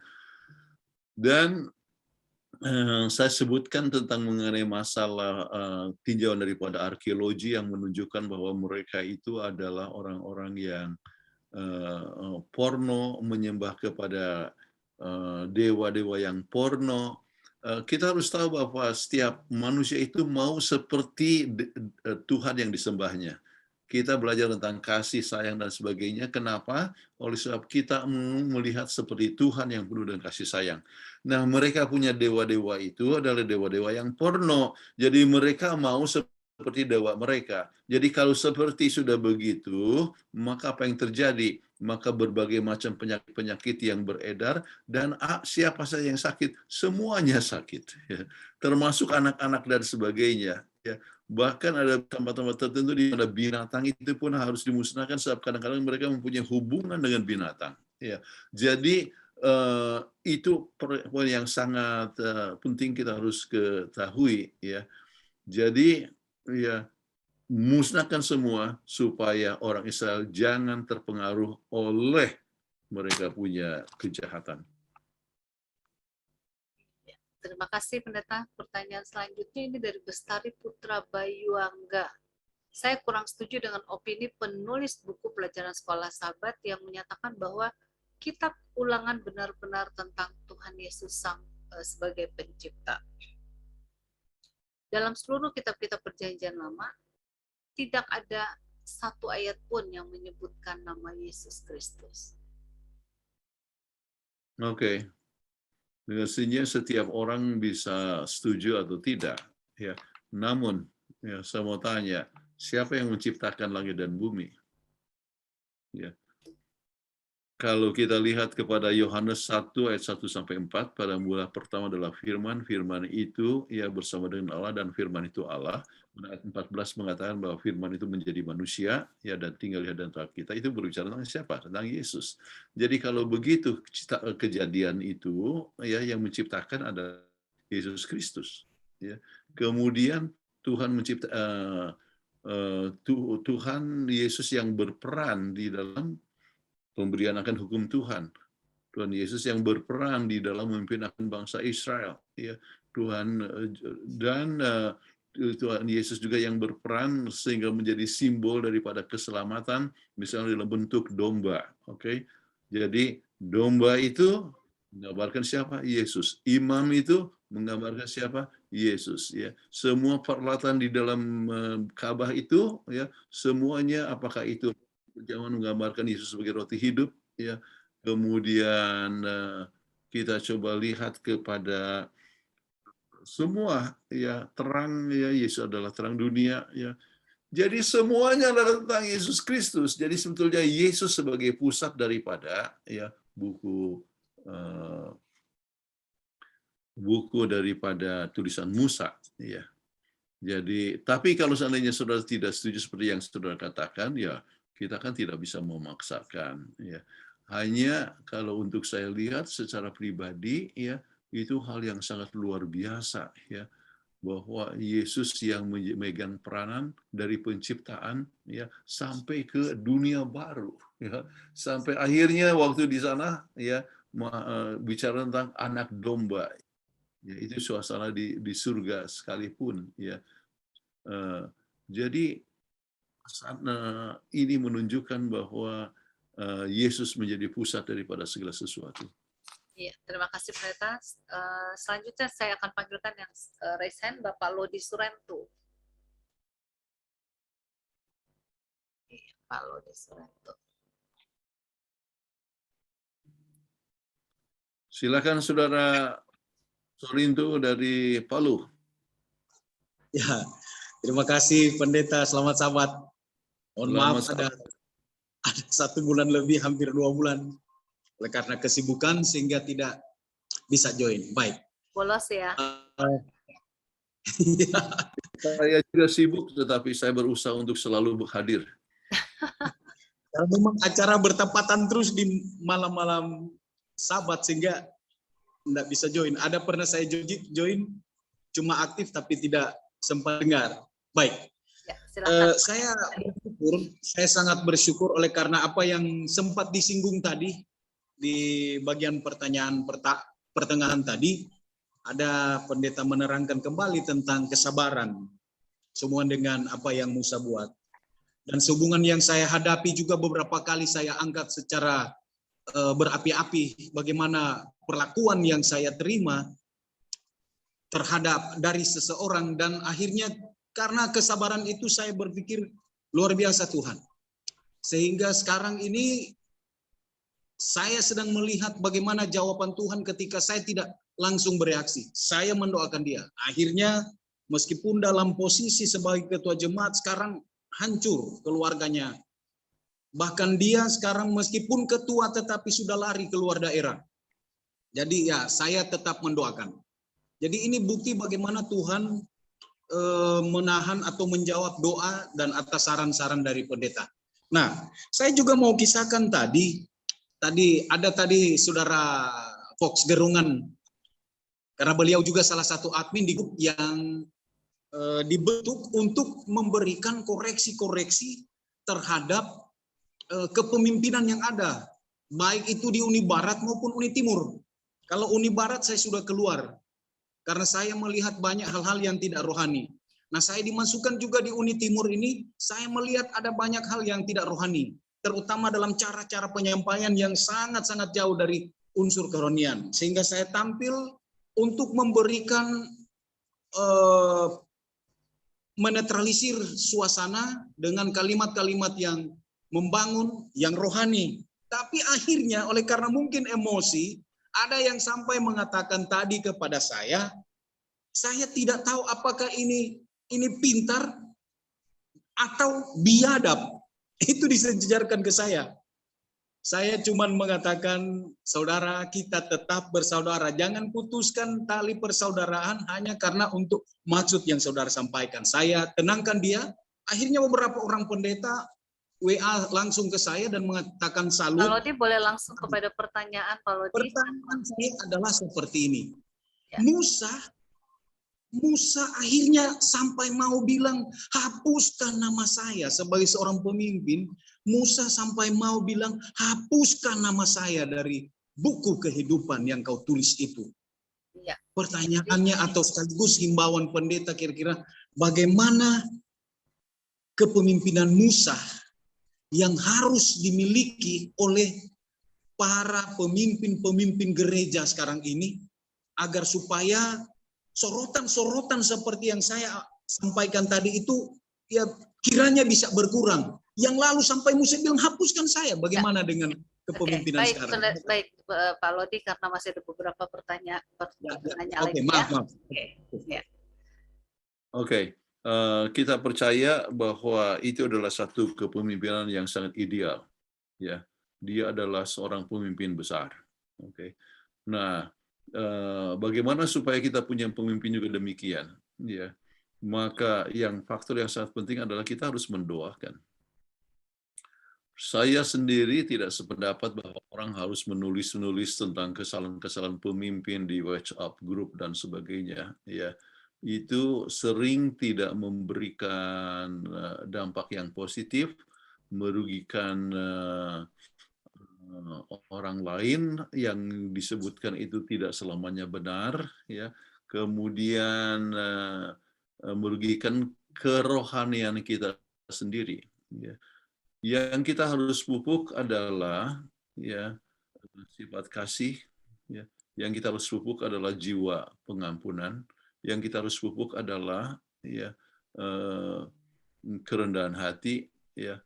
Saya tidak tahu kalau misalnya menyebut-nyebutkan akan berbagai macam kesalahan pemimpin itu adalah satu hal yang bermanfaat, ya. Kenapa? Alkitab sendiri katakan bahwa kasih itu menutupi segala sesuatu, ya. Jadi kalau Anda mempunyai satu concern, ya, tidak perlu harus di dalam satu grup, ya. Anda bisa bicara secara pribadi, ya. Itulah prinsip Alkitab, ya. Begini Pak Pendeta, misalnya kalau itu adalah pendeta, ya, Pak Pendeta, ya, bahwa saya punya perhatian yang penuh tentang soal ini, ya, dan inilah yang kami perhatikan, ya. Inilah kami doakan Pak Pendeta supaya ini dapat diatasi, ya. Jadi secara pribadi tidak perlu secara umum, ya. Kemudian ini menolong kerohanian Anda, kerohanian dan menjaga supaya orang yang tidak tahu akhirnya jadi tahu. Kemudian kita memandang kepada kesalahan manusia, dan selama kita memandang kepada kesalahan manusia maka kita akan gagal. Ya, ya. Ya, jadi kan makin kira-kira apakah adanya WhatsApp group yang membuat itu surat-surat, ya. Saya pun setiap hari hampir setiap hari ada orang yang menulis tentang kesalahan. Ya, saya lihat kemarin itu suratnya sudah 212 yang saya tidak baca. Ya, 212 yang saya tidak baca. Kemudian saya rencana menulis kepada dia secara pribadi, ya. Sebab banyak tuduhan-tuduhan itu nggak benar juga, ya. Kemudian nama saya juga disinggung beberapa bulan yang lalu, ya. Tetapi saya tenang saja, saya akan tulis tapi belum sempat sebab masih sibuk dengan PGSSI, ya, dan masih sibuk dengan program-program rutin. Untuk saya soal-soal itu, walaupun nama saya dijelekkan dan sebagainya, biarlah, ya, biarkan lebih dahulu, ya. Ya, tapi saya rencanakan menulis secara pribadi, ya, berdoa, ya, dan saya percaya bahwa dengan pertolongan Tuhan kita akan mempunyai kesabaran itu. Nah sekarang, daripada memikirkan kenapa pendeta-pendeta itu atau pemimpin itu tidak sabar, berdoalah supaya Anda sabar dan Anda boleh mempunyai satu, ya, hidup yang menjadi teladan di dalam kesabaran. Amin. Ya. Terima kasih Pendeta sudah mengingatkan, daripada melihat orang lain, kita yang harus lebih memeriksa diri sendiri. Baik, pertanyaan selanjutnya ini adalah pertanyaan lanjutan dari Pendeta Yanto Wijaya. Lanjutan pertanyaan tadi, bagaimana bila seorang pendeta menjadi gembala di sebuah gereja dengan jumlah anggotanya 150, lalu bila Yesus datang yang selamat hanya 2 orang, siapa yang gagal, pendetanya atau anggotanya? Bagaimana korelasinya dengan Nuh yang 120 tahun berkhotbah yang masuk bahtera hanya 8 orang? Nyonya Ellen katakan Nuh orang berhasil karena dia bisa selamatkan keluarganya. Oke, jadi pelajaran yang sangat penting kalau misalnya yang selamat dari anggota Anda 150 dan yang selamat itu adalah keluarga Anda, itu yang paling utama. Ya, rumah tangga adalah yang pertama dan kita harus mengajar melalui khotbah dan tindakan. Dan kenapa banyak sekali pendeta-pendeta yang secara kegiatan sangat aktif sekali, tetapi keluarganya tinggalkan kebenaran, ya, ataupun tidak memperhatikan akan keagamaan. Oke, nah itu hanya sekedar untuk mengingatkan masalah ini. Ya, jadi keluarga haruslah menjadi sesuatu satu prioritas kita yang utama. Nah, kalau soal kesalahan, oke, selama Anda sebagai pendeta melakukan tugas yang sebaik-baiknya, maka itulah prinsip yang utama. Ya. Kalau sebenarnya anggota itu tidak begitu memperhatikan apa yang Anda khotbahkan, ya perlawatan, ya itu sangat penting sekali. Di manakah khotbah itu dilahirkan? Ya, khotbah itu dilahirkan di rumah anggota. Ya. Jadi sementara Anda melawat, kemudian Anda lihat beberapa kelemahan, maka Anda mempunyai artinya perlu untuk mengingatkan, menggali akan firman Tuhan, kemudian menyampaikan khotbah yang sesuai dengan kebutuhan daripada anggota. Jadi kalau Anda sudah berusaha yang terbaik, artinya Anda sudah mendoakan, Anda sudah mengkhotbahkan, Anda sudah membimbing, tetapi orang masih mengeraskan hati, ya, maka itu adalah urusan mereka. Kenapa? Faktor yang berikut yang saya ingin sampaikan ialah bahwa keselamatan seseorang tidak tergantung kepada orang lain. Keselamatan itu adalah anugerah Tuhan dan itu diperoleh secara pribadi dan saya tidak bisa menjadi corong, artinya tidak bisa menentukan akan keselamatan daripada anak saya sendiri. Ya, secara pribadi saya senang ya anak saya ketua jemaat, dia aktif ya. Dan anak-anaknya artinya ingin menjadi saksi. Jadi itu satu sukacita kepada kita sebagai orang tua. Ya. Namun kembali ya bahwa keselamatan itu adalah masalah pribadi. Yang kita harus buat adalah ya mengajar, membimbing, memberikan teladan yang baik sehingga anak-anak boleh tetap di dalam kebenaran dan selalu rindu untuk mencari Tuhan. Ya.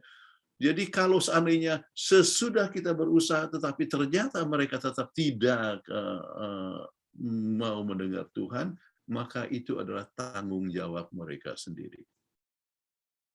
Baik, terima kasih Pendeta Kuntaraf dan saya akan panggilkan yang terakhir dari yang resen, Saudara Vini Langitan.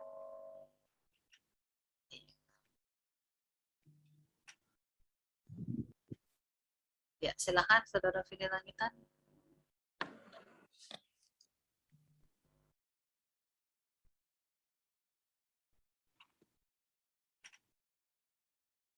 Bisa-bisa ya. Saya udah ya, oke, silakan. Ya. Baik, terima kasih. Selamat Sabat bagi saudara-saudara semua yang sudah hadir di chatroom ini. Pertanyaan saya begini. Kita tahu bahwa Musa itu adalah seorang pemimpin besar. Tapi apakah mungkin karena bangsa Israel ini tahu latar belakang Musa, bahwa dia juga dengan kata lain seorang, ya kalaupun mau dibilang narapidana, mungkin belum sempat jadi narapidana, tetapi dia terlibat kasus kriminalitas yang tersembunyi. Sehingga karena bangsa Israel tahu bahwa seorang pemimpin adalah seperti itu, sehingga bangsa ini tidak taat kepada Musa. Dan hal-hal seperti itu, cara melihat seperti itu terjadi juga atau berimbas sampai di jemaat-jemaat saat ini. Jemaat juga melihat bahwa pemimpin mereka seperti begini walaupun dalam tanda petik tidak semua anggota yang berpikir negatif terhadap pemimpin di jemaat itu atau kepada seorang ketua. Ya, kita ketahui bersama tidak ada orang yang sempurna di dunia ini.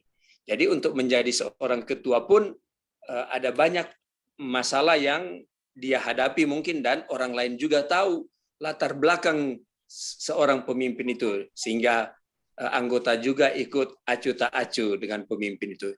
Kira-kira bagaimana, apa hal yang harus kita lakukan terhadap pemikiran seperti itu? Terima kasih, Ya, Pak. Terima kasih. tidak ada orang yang sempurna. Ya.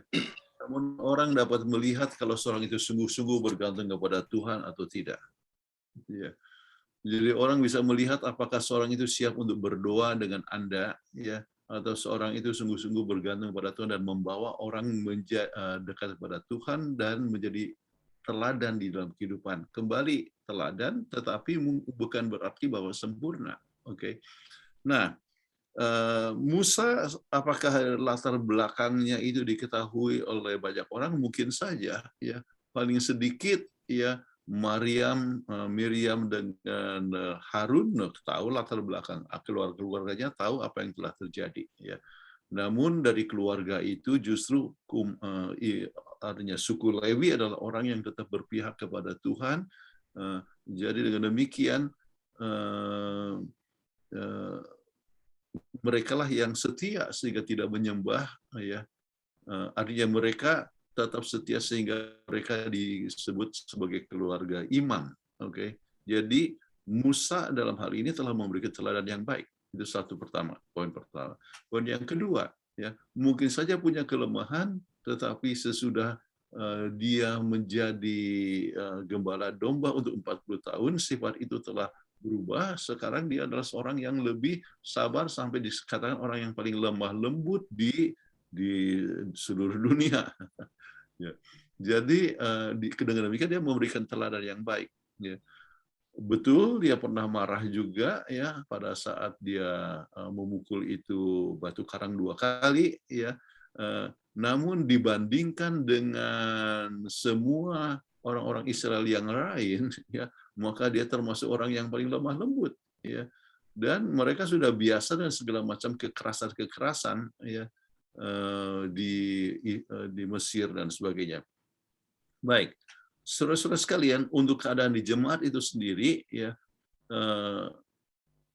kita perlu ingat yaitu bahwa keselamatan hanya dengan Kristus dan kasih karunia, dan kita harus membimbing akan anggota untuk bertindak demikian, dan anggota akan mengetahui ya dalam keterbatasan yang ada bahwa seorang pemimpin itu sungguh-sungguh memimpin akan umatnya ya untuk menuju kepada kerajaan surga, dan Tuhan bisa menggunakan kita walaupun kita mempunyai kelemahan tersebut.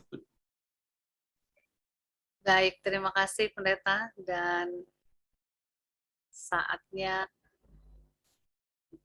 kita akan tutup pertemuan kita karena sudah lewat 20 menit. Sudah diperpanjang 20 menit, dan saya ingin mengundang Bapak Agus Riki. Bro Daniel, boleh dicari Pak Agus Riki. Wah, teman sekelas saya ini. Iya, Pak Agus Riki boleh melayangkan doa tutup. Iya, terima kasih Pak Agus Riki. Iya, sudah ya, Pak Agus Riki. Iya. Masih harus di-unmute dulu. Ya. Udah Pak ya? Oke, silakan. Oke. Boleh Mari kita doa tutup ya. Ya, oke. Mari kita sama-sama berdoa. Allah Bapa di surga, Allah yang Maha Kasih dan Maha Penyayang, terima kasih Tuhan berikan kami kesempatan pada hari Sabat ini untuk malam ini mempelajari dan mendengar sabda Tuhan melalui pelajaran sekolah Sabat yang disampaikan oleh hamba-Mu Pendeta Kuntaraf, dan kiranya semuanya ini menolong kami untuk selalu bergantung kepada Tuhan, setia kepada Tuhan, dan juga kami dapat membagikan kepada anak-anak Tuhan pada besok hari di dalam ibadah kami di jemaat kami masing-masing. Kiranya Tuhan akan menuntun kami sepanjang hari Sabat ini, kami boleh selalu mendapat perlindungan Tuhan, memuliakan Tuhan, beribadah kepada Tuhan. Tolong juga Tuhan berkati semua yang hadir, demikian juga hamba-Mu Pendeta Kuntaraf yang telah membagikan firman Tuhan bagi kami malam hari ini. Terima kasih Bapa. Mohon ampun dosa kami berdoa dan bersyukur dalam nama Yesus Tuhan Juru Selamat kami. Amin. Amin. Terima kasih Pak Agus Riki, dan juga kepada Terima kasih Kuntaraf. Ya, kepada kita semua. Terima kasih, boleh unmute ya. Dan nanti saya akan kirimkan rekaman ini, demikian juga dengan PowerPoint-nya. Ya. Pendeta Putri. Terima kasih Pendeta. Terima kasih banyak. Sama-sama. Terima kasih banyak. Terima kasih. Dengan Zoom ID yang sama dan Terima kasih semuanya. Selamat Terima malam. kasih semuanya. Terima kasih semuanya. Terima kasih semua. Bu Nelly, saya cari-cari Bu Nelly baru buka. Eti, terima kasih. Eti juga. Sama-sama Kak Peggy. Makasih ya. Terima kasih semua sudah hadir. Sampai Terima ketemu kasih. lagi. Selamat Dr. sahabat, Bapak Ibu Ibris, Presiden terima dan kasih. Yo, Terima thank kasih you. juga. Selamat sahabat. Bye.